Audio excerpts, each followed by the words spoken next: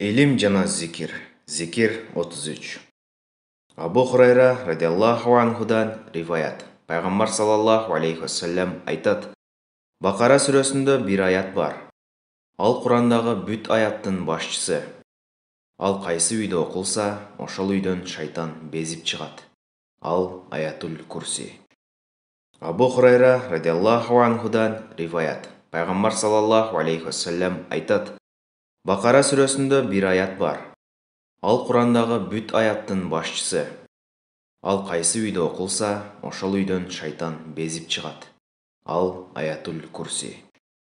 Абу Хурайра радиаллаху анхудан риваят. Пайғамбар саллаллаху алейхи вассалам айтат: Бақара сүресінде бір аят бар. Ал Құрандағы бүт аяттың башчысы.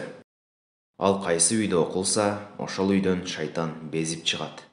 Ал аятул курси. Хаким.